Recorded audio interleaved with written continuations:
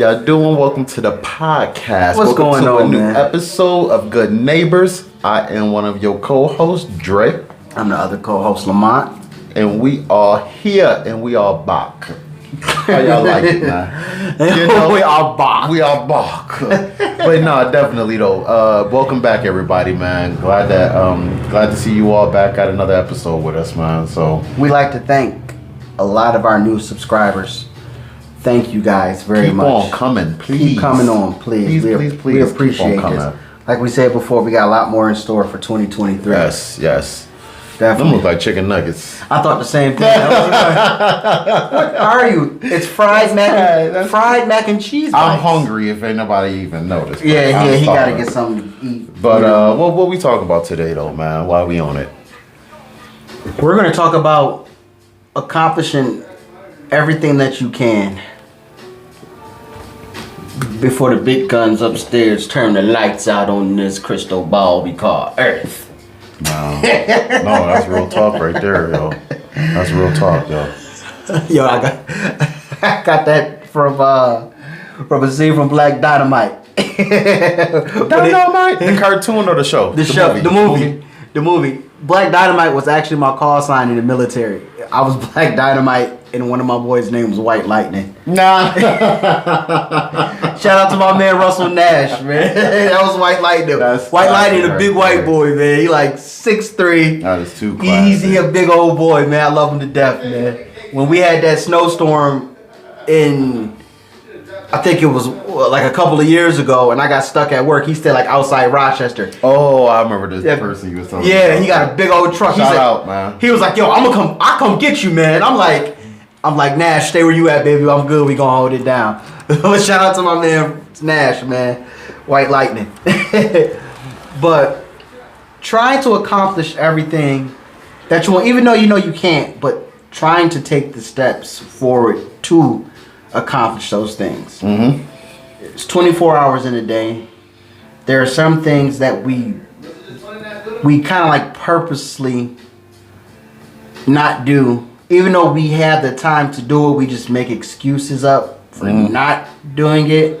Yeah. Oh, I'm tired. Oh, I'm this. I'm that. You know what I'm saying? Trying to accomplish something, to leave something behind, a legacy of some sort, of basically you, who you are. Some things, I can dig that. for some people, it might not be. Some people might have negative things to say about you. Some people might have positive things to say about you. I'm saying screw all them people and live your life the way you need to live it for you and your family. And I mean, and what I mean by family first, I mean immediate first. Your wife, your children, then it trickles down to your mom, People don't understand your that siblings. aspect. People don't understand that aspect when you say things like that. When you put your wife above the mom aspect. Well, I mean, here's the thing. Your mom birthed you, but you're not sleeping with your mom. Your mom took care of you, but she's not going to take care of you for the rest of your life. Your mom supported your dreams, but now it's somebody else's turn to support your dreams as an adult. Your mom is an adult like you are an adult now. Well, no, you're an adult now just like your mom is an adult now. So there's certain things that she is no longer able to provide. And that's where your wife comes in. Exactly. Preach, tabernacle. And believe you me, I was one of those guys that I was family first, woman last. Meaning my brothers and sisters and my mom and my grandmother always came before anybody else. But growing up, I knew better and I didn't know any better. Meaning I knew, one, at those times I wasn't even thinking about having a wife or any of that at all. So my reasoning, was I wasn't even in that realm of having a steady relationship or not. Got you. So at those times, it was just my family, my mom, my siblings. That's it. You mess with them, I'm doing jail time. as I got older, as an adult, I started thinking about these things, and it took me up until I got into my 30s to realize they do not come first when you're trying to build a relationship with a woman. And then I also realized they do not need to know every single thing that you have going on in your house or in your house. And that was you'd be amazed how some of them try to throw that back at you. Especially when, like if y'all caught one of the last episodes we've done, I mentioned how I was leaving, going from house to house, and then not feeling happy about going back to my mom and house, and then you're going back to your old lady house and stuff like that. Now, so now when you think about that now, and now it's your, let's say your final time to leave or your 18th time to leave or whatever like that, their impression is, you only gonna come back again. You only gonna go back again. Hey, Andre, why do you do this? All you do is just sit. It is none because you done sat there and you done exploited your business, and now they have input. Now they got input, but they don't need the input. They don't need the input in your conversation, in your situation, because they got their own thing going on that they have not figured out yet. They still trying to figure it out. So I'll be forgetting I can do that. Yeah, that's crazy. So I get it, man. I definitely get it to that degree, but your wife comes first. I learned that a long time ago. Your relationship comes first. You're not putting your mom and anybody else on the back burner at all whatsoever. It's just when it comes to life, the people that you plan on tending to be there with you or you with them for the rest of your life, they should always at least come first. They should at least come first. And you can still do like a 80-20, 80% your wife, 20% your mama. You know what I'm saying? I wouldn't do a 50-50. I don't even know if I'd do a 70-30, depending on how much the relationship you got with your mom, and then depending on the female that you're in a relationship with. That's able to understand the relationship that you have with your mom. It might can go 60-40, 70-30. I definitely won't go 50-50 though. That's my personal opinion. But sorry. No, you good. I'm just thinking like, some people might not gonna like this conversation, but I mean, shoot, I didn't like this conversation 15 years ago, but I understand it today. It makes sense now. Yeah, I understand it today. So and you have some people that will understand it, and you have some people that be like, nah, man, your mom's come first. Your mom's come first. Yes, but my mom's always gonna be my mom. Exactly. You know what I'm saying? I'm gonna love my mom to death. But at the same time, if for some people your mom has a husband, it's you may be the child, the older child, the youngest sibling, or whatever it may be. If your mom still has her husband, the husband has to take care of the wife, take care of your mom. It's up to the dad to take care. And it's a big you know what I'm saying? difference when your mom is calling you, asking you for help, and the man isn't around or out of town. That's different. Or if it's something that you literally specialize in and the partner don't, those are circumstances. Those are circumstances, absolutely. Those are circumstances. Nobody's talking about those things. No, we're not. You know what I mean? My mom called me a lot of times for certain things, and even that I had to learn. Don't you got a damn dude in the house? Dude, but you have the mental capacity. You have the brain to figure it out, to just be able to go A, B, C, done. Not A, B, let me figure this out. How the hell to hit? I need to, next thing you know, somebody sitting there for 30 whole minutes, an hour trying to figure it out. And I could have just did it in 5 minutes. And within those 5 minutes, I can actually show that person how to do it within the same 5 minutes. So it's a big difference when it comes to those type of things like that. It is. You know? You said you wanted me to talk, so. that felt what is it? the arrow hits where that target stands. You said you want me to talk. You gonna talk. Yeah, I'm gonna talk. So, and these are my personal opinions. Again, most of the stuff that I talk about are either their personal experiences that I went through. I seen somebody go through. What I say and feel is not law, but it may be law to me. But Yeah, whatever we try to give information to people from firsthand experiences or something that we've actually got the information from a certain source. Not gossip, not rumors. What happened the other day? Remember we was talking and you was like, "Man, you sure you was in that one?" I'm like, "Listen, I use a personal experience. I'm not using no something make up that I can't relate to." Right. That's just me. I mean, I can make up a scenario, but a personal experience it hit harder. And if I went through it, I'm gonna say it. That's just me nowadays. So I'm not mad at that at all. I can't get mad at that. But because what we talking about is something that we've experienced, or we've got the story from someone that went through it. Yeah. You know what I'm saying? But get back on the topic of leaving something behind, man. I didn't understand it until I didn't understand it.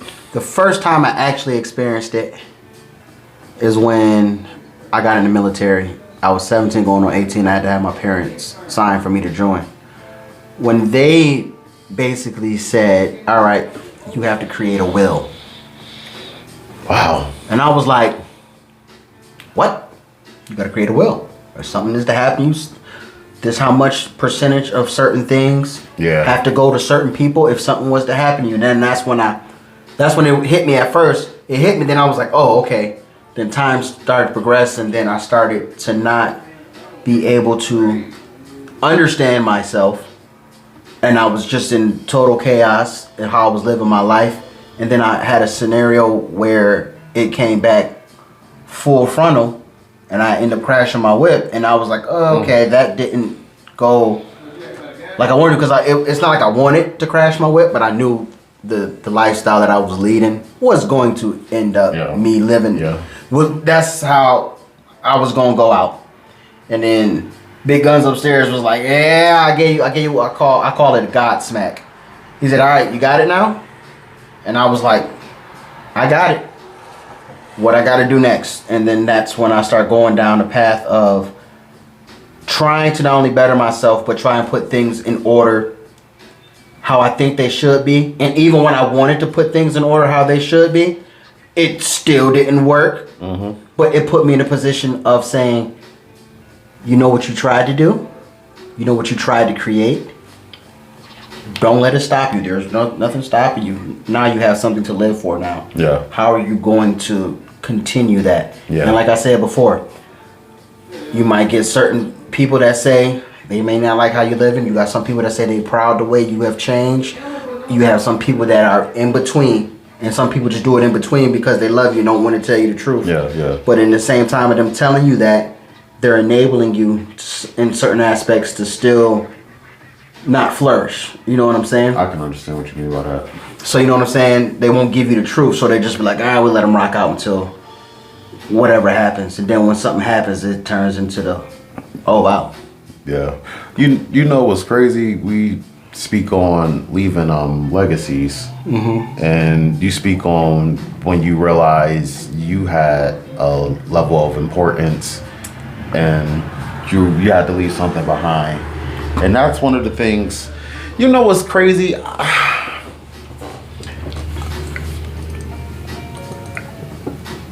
thought that I didn't have a lot to bring to this platform.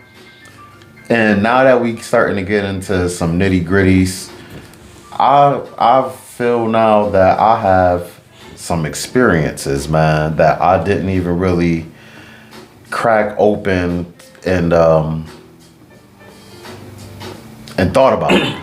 So, and I say that because now I just think about so much stuff that I went through and I'm going through now as a personal person. And I'm like, this is why we're having these conversations. This is why we're doing these podcasts.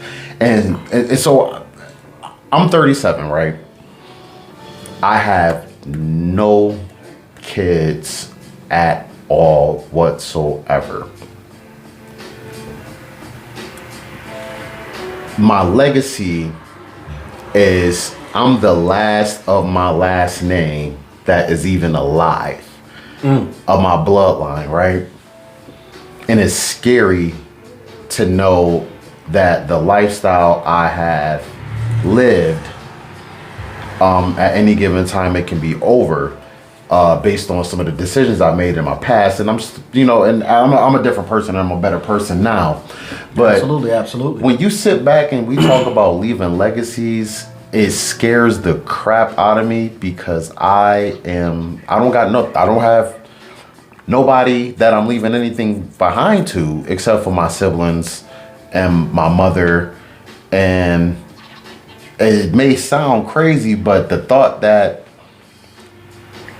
you prepare to leave something for your mother where you feel like it should be vice versa. Like the thought that I can go before my mom is scary, but the thought that I can leave this earth and my grandfathers, my grandmother, my mom, because she's married and stuff like that.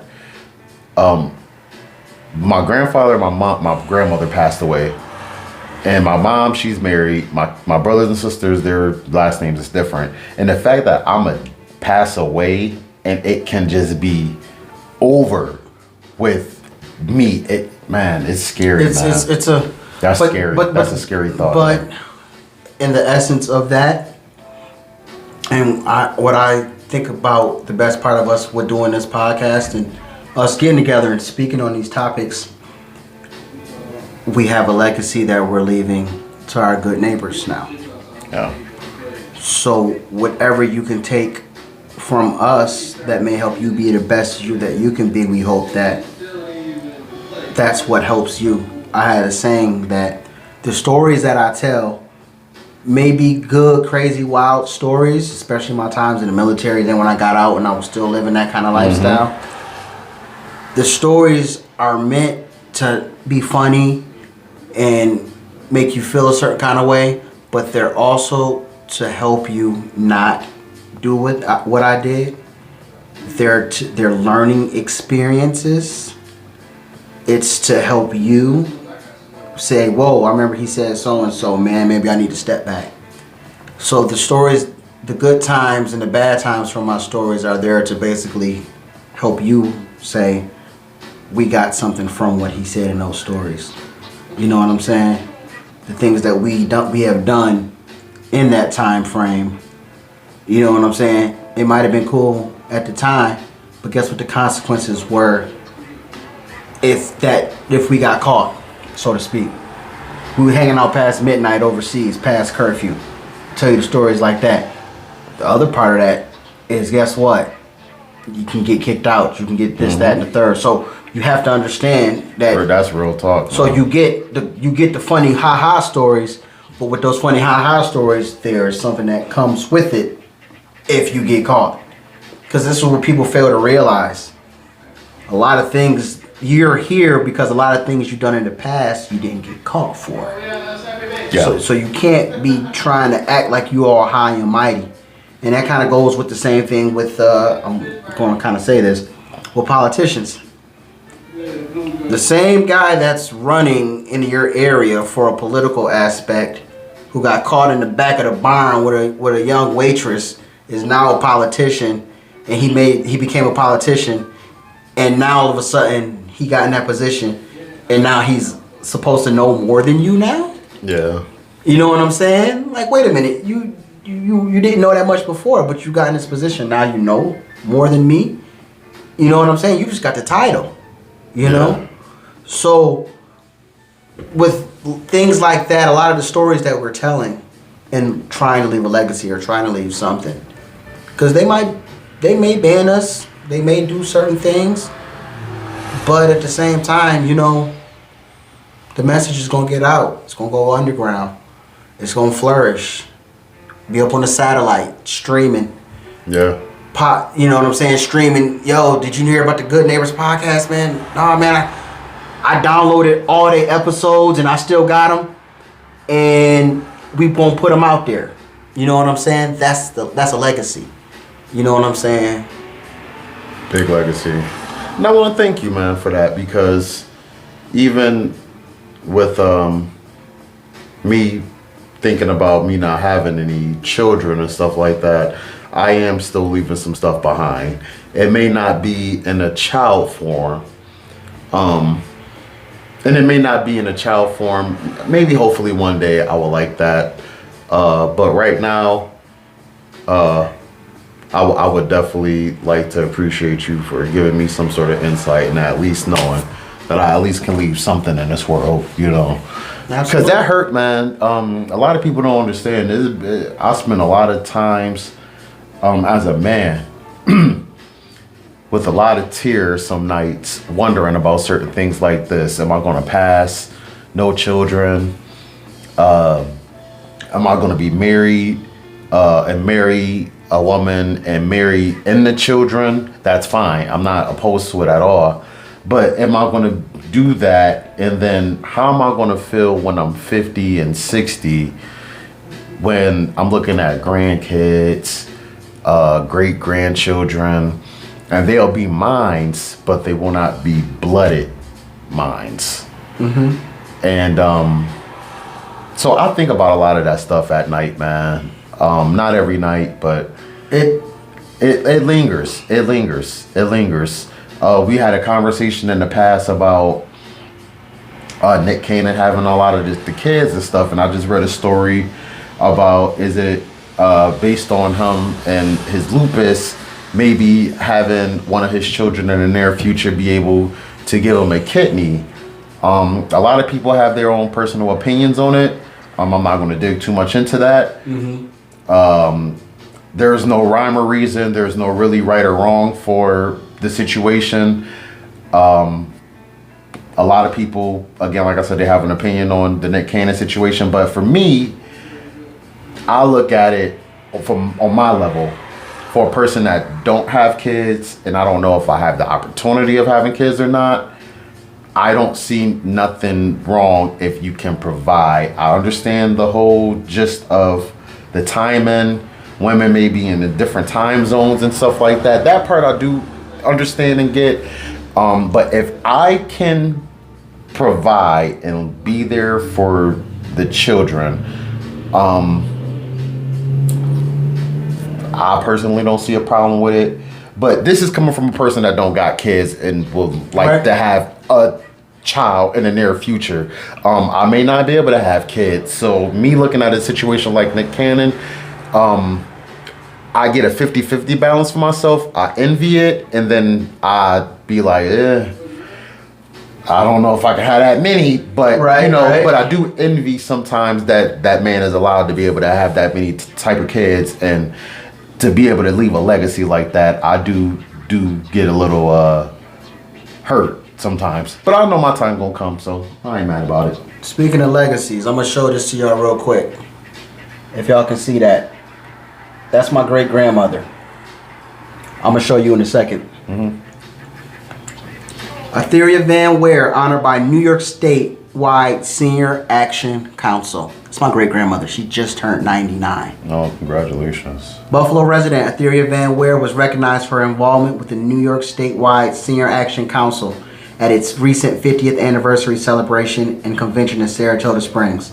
Etheria Van Ware, who turned 99 on Thanksgiving Day, has served the Buffalo community in many capacities over the years, including statewide Facebook Block Club and a president of the Fruit Belt Neighborhood Block Club.